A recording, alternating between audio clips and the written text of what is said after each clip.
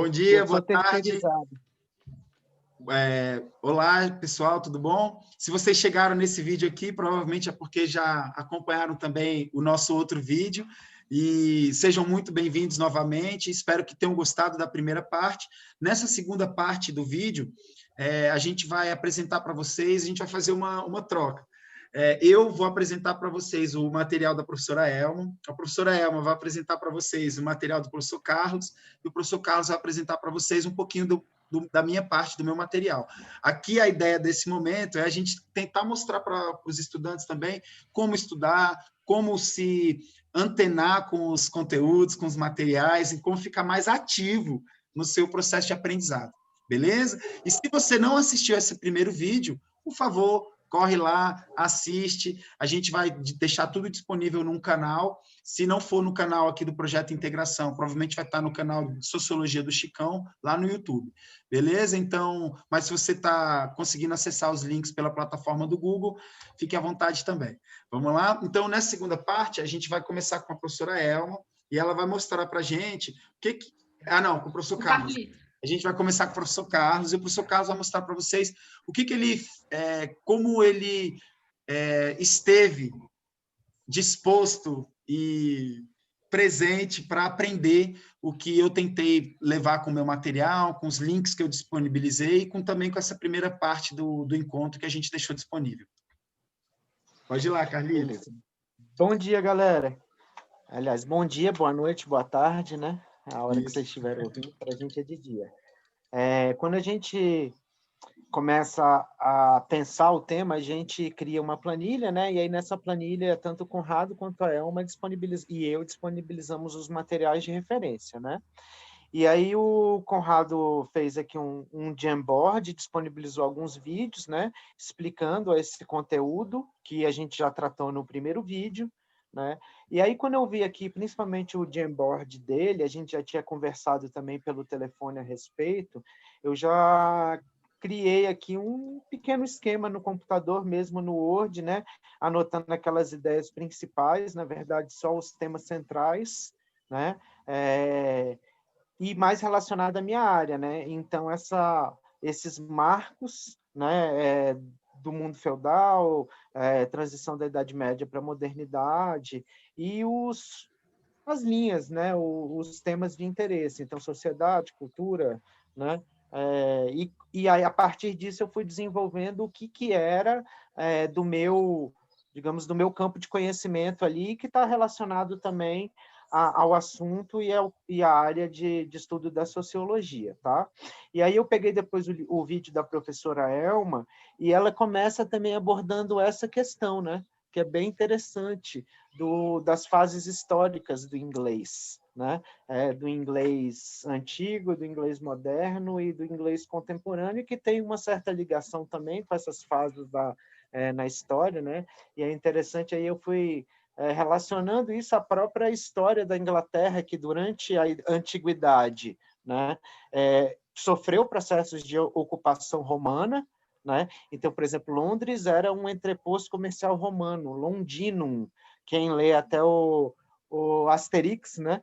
Tem alguns Asterix entre os bretões, se eu não me engano, é um dos episódios, né? Onde ele mostra lá, o Asterix vai até Londinum, e era tipo o fiofó do Império Romano, assim, né? O fiofó do mundo do Império Romano, assim, era a periferia da periferia do Império Romano, era a Inglaterra, tá?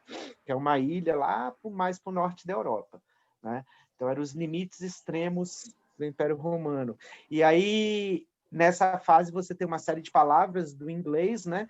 Que tem essa influência romana, por exemplo, né? Então, você tem palavras latinas, que o idioma que Roma falava era o latim, né? Dentro do inglês, que é um idioma de origem anglo-saxã. Depois, ela fala também da influência dos povos germânicos, né?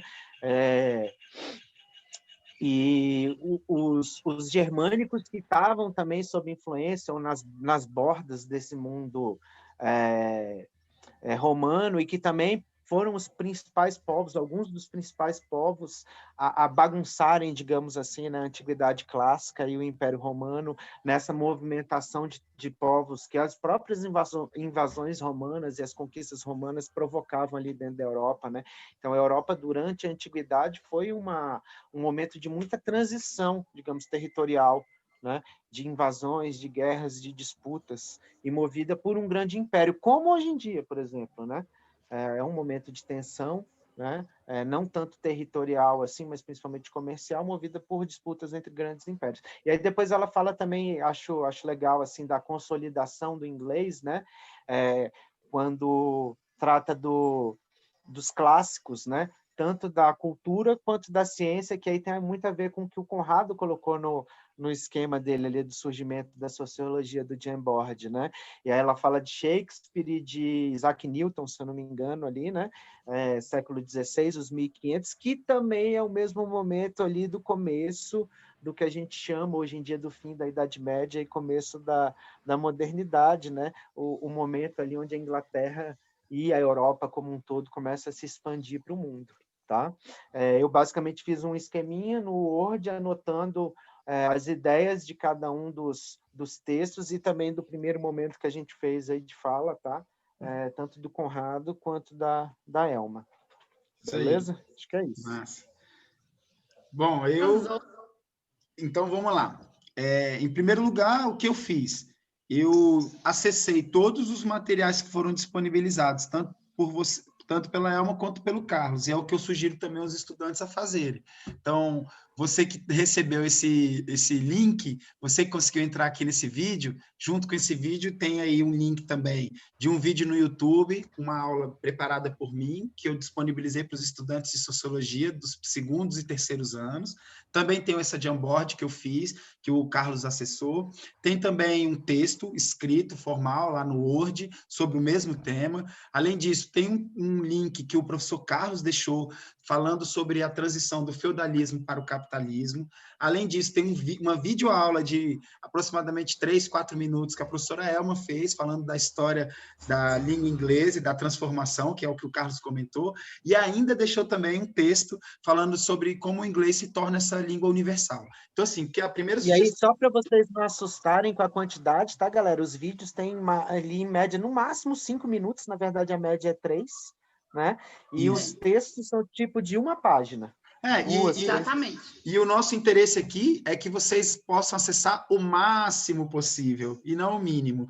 Então, a gente não onera a nenhum de nós, não é pesado para nenhum de nós disponibilizar tanto material assim para vocês, e o que a gente espera é que vocês acessem aquilo que vocês conseguirem, com o maior prazer do mundo e ativamente, que é o que a gente está tentando explicar. Então, o que eu fiz? Eu fui lá nos links, acessei, me municiei de uma ferramenta indispensável para um estudante, caderno e caneta. Aí eu fui lá, porque eu sou old school, o Carlito já é mais contemporâneo. Não, eu já faço aqui direto no Word, aqui no computador, ó. Muito bom.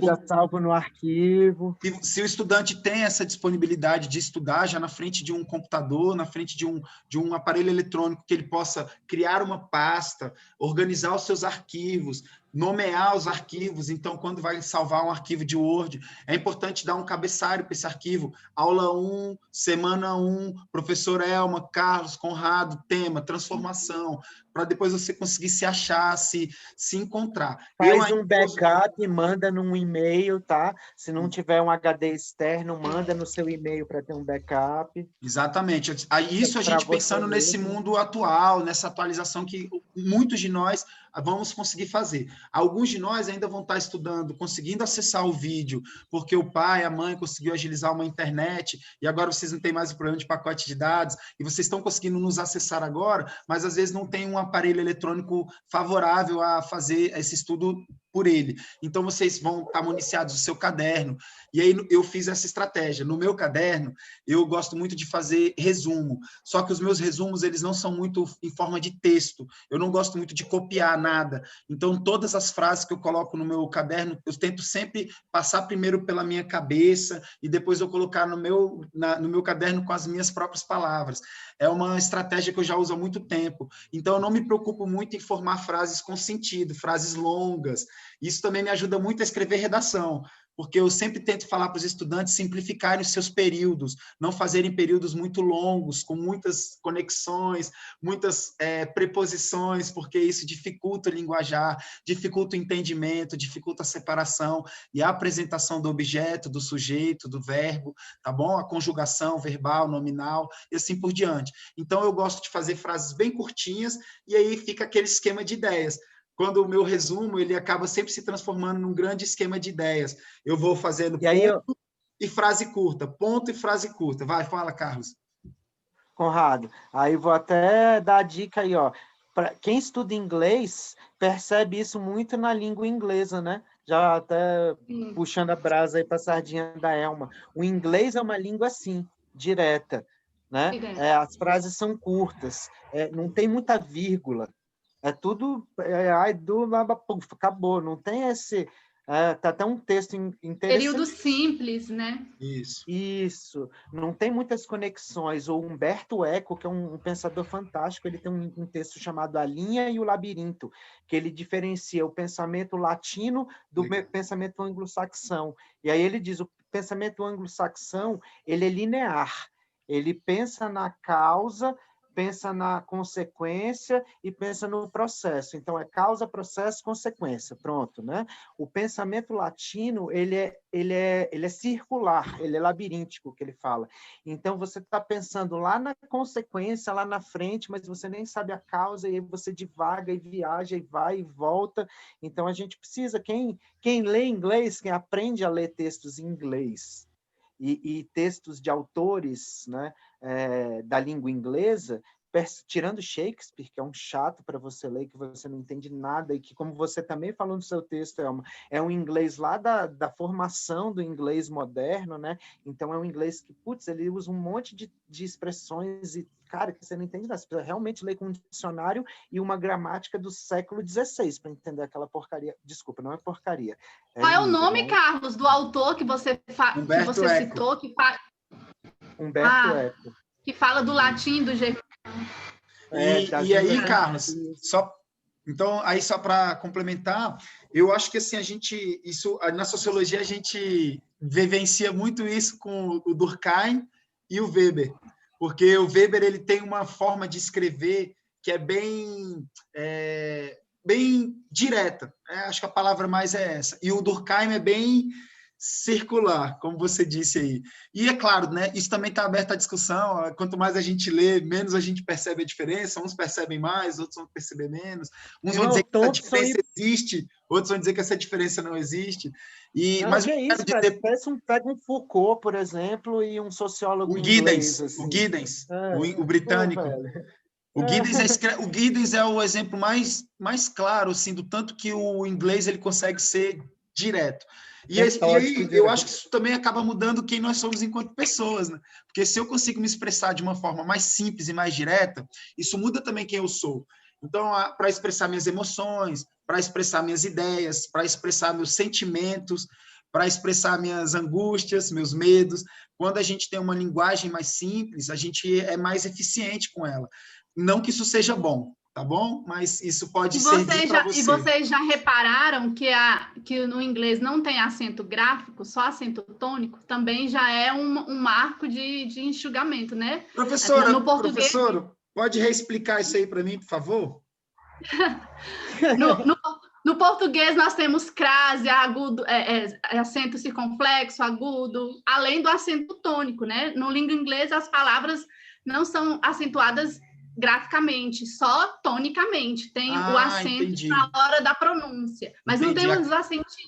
Então, o acento gráfico significa que ele tem um desenhozinho. E o outro tipo de acento, ele está só na fonética das palavras, das letras. Exatamente.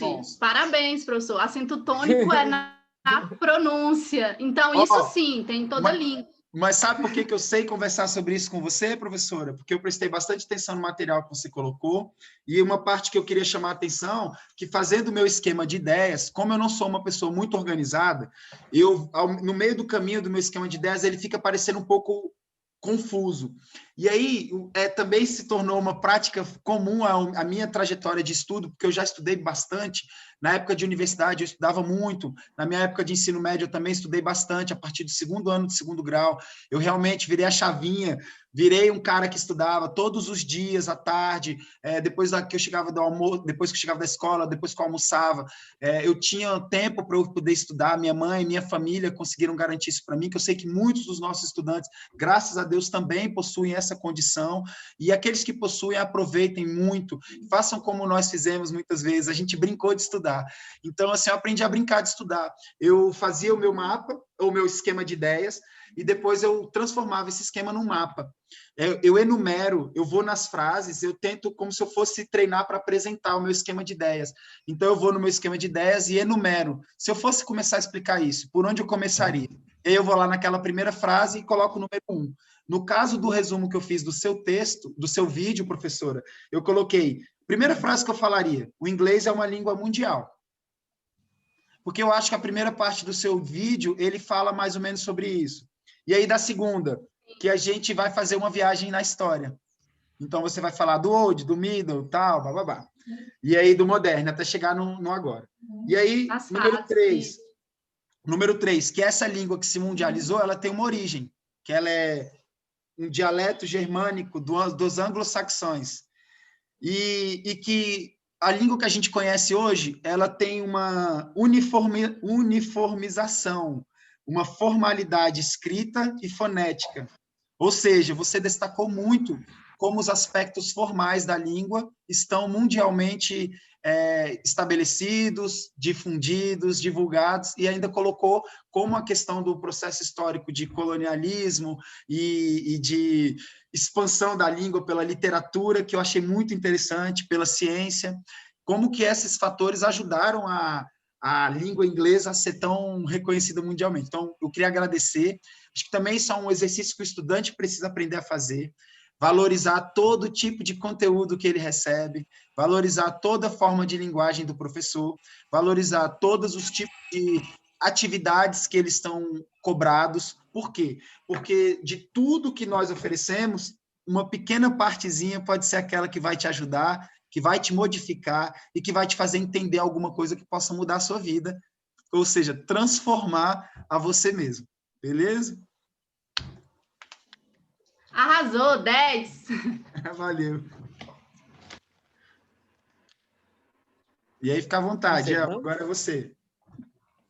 Então, sobre o material que o professor Carlito disponibilizou, compartilhou com a gente, uma das perguntas que ele coloca, né, quais foram as transformações marcadas na transição da Idade Média para a Idade Moderna?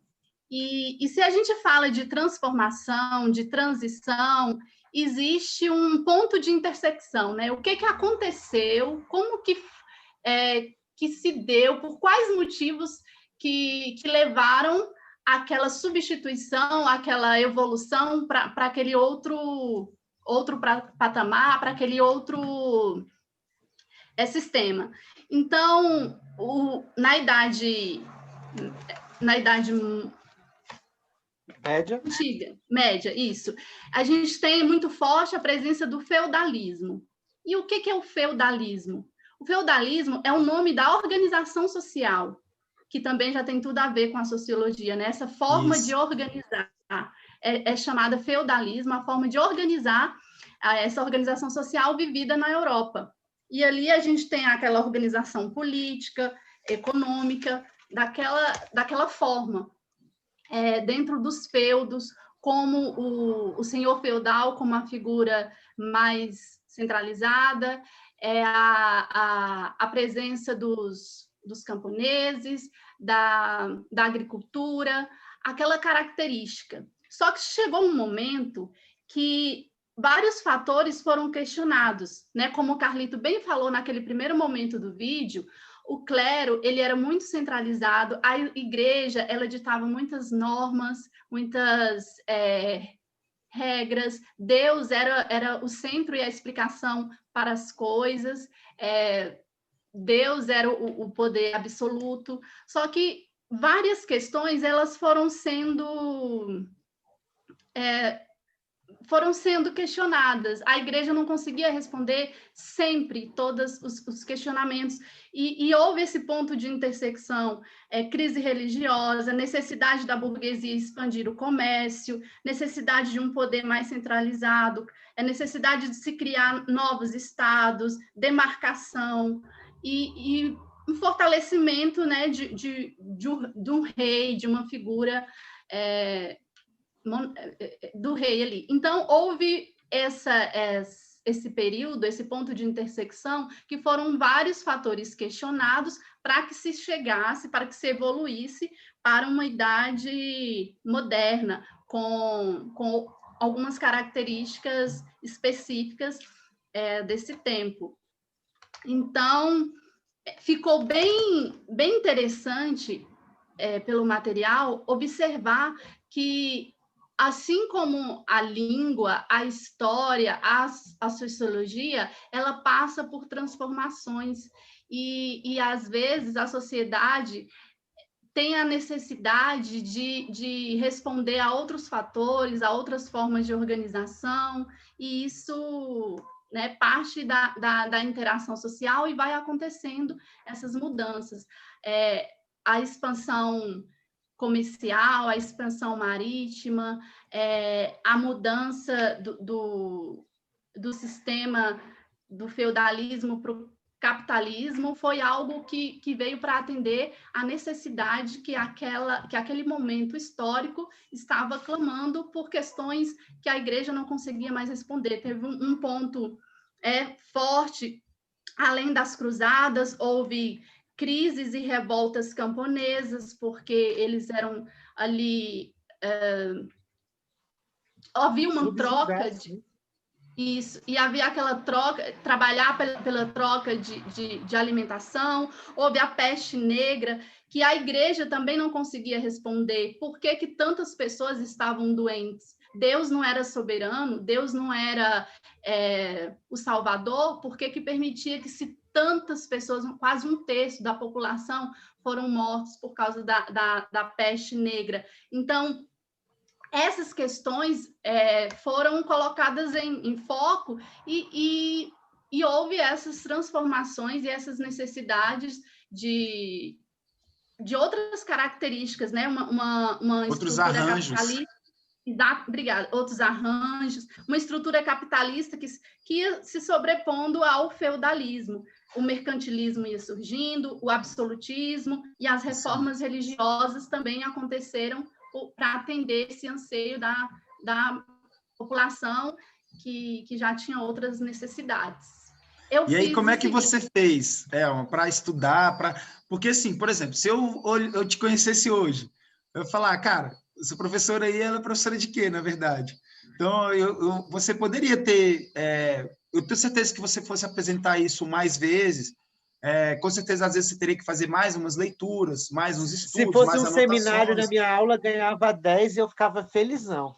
Pronto, perfeito. E aí, como é que você fez para solucionar esse problema? Porque eu acho que para você o desafio foi um pouco maior. Porque, assim, o Carlos, ele estudou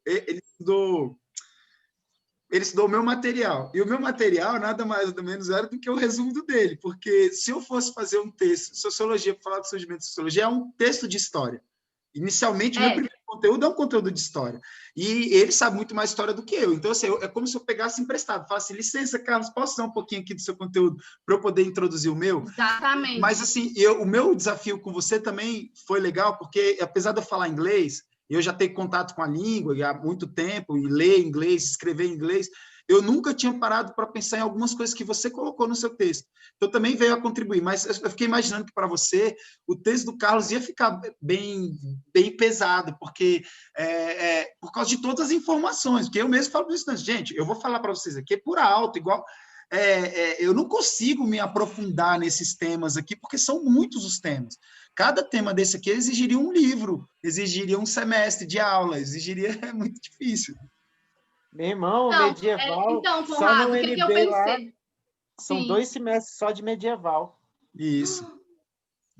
Gente, o primeiro ponto é você estar aberta tanto para o estudante, como nós somos eternos estudantes também, estar aberto ao novo. Então, assim, quando você, mesmo que nós estudamos história, já há algum tempo a gente não tem contato direto com a disciplina, mas foi um desafio, e um desafio delicioso, porque história é muito... cativante, é muito interessante, faz parte da nossa cultura, da nossa sociedade, da nossa língua. Então, eu percebi como que se encaixa as disciplinas, como que tem tudo a ver uma coisa com a outra, e como que foi interessante essa oportunidade, como o Conrado falou, esse desafio da gente que não está com contato direto com a disciplina. O estudante, quando ele recebe um conteúdo, também para ele é novo. Então, ele tem que ver aquilo como um desafio, uma oportunidade de aprender. E nesse período que foi curto, mas foi muito interessante esse mergulho na história para compreender conceitos que são tão difundidos, mas que às vezes a gente não para pensar, né? Realmente o feudalismo, como foi essa questão dessa organização social, por que houve a necessidade de se mudar, ampliar, de transformar, de não ser mais aquele modelo que estava estabelecido. Então, eu parti disso. Se houve uma mudança, porque fatores estavam sendo necessários para que se mudasse. Estava tendo um anseio, né, daquela sociedade ali. Então, quais esses pontos? Eu fui marcando os pontos de intersecção. O que houve que não estava atendendo mais e que precisava dessa evolução, dessa transformação, e fui colocando esses pontos de intersecções, palavras-chave e as características, né? Assim como na sociologia, na história, no inglês, toda fase tem uma característica. Quando você vai pontuando as palavras-chave daquele período, ali você consegue desenvolver, como o Conrado falou bem, um texto com suas próprias palavras, não fica algo decorado, fica algo realmente com sentido. E você faz o seu próprio texto. Então, eu fui esquematizando os pontos de intersecção que precisavam ser colocados para atender essa nova demanda. E depois você pode criar, né? No meu caso, eu criei um texto também, uma narrativa, um grupo de palavras que ali dá sentido, fez sentido para mim, e ali pode ser desenvolvido num fichamento, num resumo, num texto, porque está a sua cabeça de forma significativa aquele conteúdo, não está algo abstrato, né? Ficou bem concreto e visível essa transformação e essa necessidade. Eu fico dizendo para os meus estudantes que é assim, a gente tem que aprender a brincar com o nosso material. O estudante, ele acha muito que depois que ele fez o que a gente pediu, a atividade terminou. E aí eu costumo pegar nesse pé e falar assim, cara, se eu pedir para você fazer um resumo, transforma um resumo que você fez para mim em um desenho, ou numa poesia, ou transforma num mapa conceitual. E aí depois pega esse mapa conceitual, que já veio com base no seu resumo, e transforma num resumo de novo.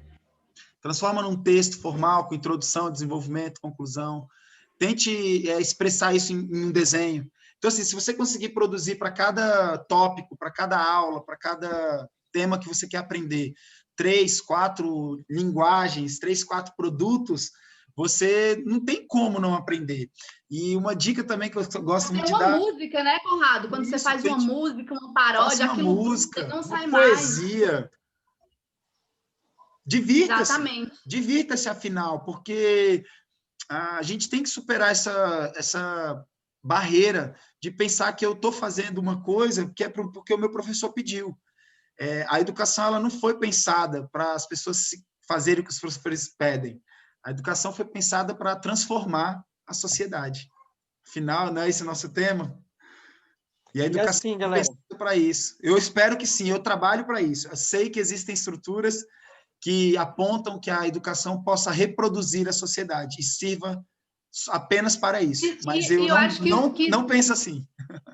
Que toda transformação, ela começa de uma pergunta, né? Eu acho que os historiadores também partem por aí. Os filósofos sempre partiam da pergunta: por que não está sendo mais atendida essa situação atual? Por que não está sendo mais suficiente? Quais as novas demandas? Então, quando o professor coloca lá transição da sociedade da Idade Média para a moderna. Por que houve essa transição? Por que se implantou o capitalismo? O que aconteceu que não estava sendo mais suficiente? Quais as demandas precisavam ser atendidas para aquele contexto específico? É igual o Carlos falou muito bem. Hoje, a gente estuda a língua estrangeira, um inglês como língua universal. Pode ser que daqui a alguns anos não tenha mais sentido e seja o mandarim, e seja novamente, sei lá, o francês. Então, tudo... Ou emoticonês.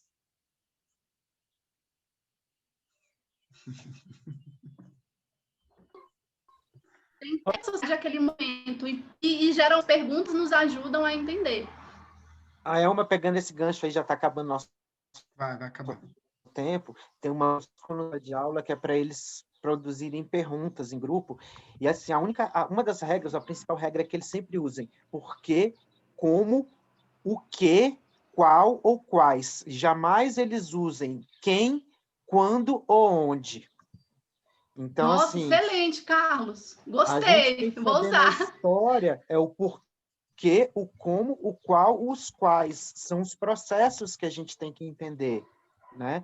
E não quem, ou onde, ou quando. Porque se a gente entende o processo, e aí voltando lá no começo, que eu falei, pô, não decora as datas precisas, para mim é muito mais... O moleque tem que saber o período. É no século V, no século VI, na metade, no final. Não ser em 474, em 453. Então, isso é indiferente, né? Mas você entender o porquê que aquilo está acontecendo. E uma última coisa que eu acho interessante, né? Uma ressalva que eu faço. Quando a gente... Fica quieto, Sacana. Quando a gente pensa em modelos, né? Por exemplo, o feudalismo, a gente muitas vezes imagina a Europa toda como feudal, e não é assim. Era só boa parte, ou a maioria da Europa ocidental que estava no modelo feudal. Você nunca deixou de ter cidades, por exemplo, na Península Itálica, e um comércio forte, só que naquele momento na mão dos mouros, né, dos árabes, da galera do norte da Europa. O que você tem são modelos para facilitar o entendimento. E se hoje a gente tem um modelo capitalista, individualista, e no mundo ocidental, ele é hegemônico, mas ele não é único, né? Então, cabe a gente também olhar, espera aí, o que já mudou, o quanto já mudou, como que já mudou, né? E aí a gente talvez perceba que, na verdade, essas transformações já começaram a acontecer há muito tempo, que a gente já está...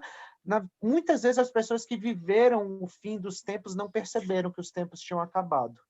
Isso. E não se ligaram que outros já tinham começado. E a galera que foi analisar depois falou, isso aqui começou lá em 450 e pouco, mas quem estava lá em 450 e pouco não notou que algo tinha acabado e outra coisa tinha começado, só estava vivendo sem perceber. Então, se a gente não entende, e aí por isso que eu acho interessante, conhecimento nunca é demais. Se eu adquiro conhecimento aqui, pode ser a maior loja... Adquirir conhecimento, estudar, pode ser a maior loja de inutilidades úteis do mundo, porque você vai enfiando nas caixinhas. Uma hora você vai ver, opa, aqui a gente está forçando isso, então a gente está relacionando, sai daí, Saitama, diretamente sociologia, história e inglês. Mas algo que eu aprendo para sociologia pode me servir um dia para quando eu estiver estudando um conteúdo de inglês lá para frente. Mas se eu não aprendi aquilo, então, assim, conhecimento, cara, enfia lá nas caixinhas, deixa lá. É a inutilidade mais útil que você pode ter na vida. Uma hora ela vai servir para alguma coisa. Não tenho dito pelo não dito, agradeço demais a vocês, uma honra, tá bom? Parabéns para a gente. Espero que seja só a primeira culminância de muitas outras que a gente vai fazer. Já deixo, então, o convite para você que viu esse vídeo, que viu o outro vídeo também. Se não viu, corre lá e veja. A gente vai deixar 2 links, um do primeiro vídeo, um dessa segunda parte. Se você estiver em qualquer uma delas, nos acompanhe na semana que vem, da semana do dia 26 até o dia 30. Estarão acontecendo no Chicão várias culminâncias e a gente espera que você, estudante, participe de qualquer uma delas, beleza? Um abraço. Um abraço. Valeu, Tchau. galera. Isso aí.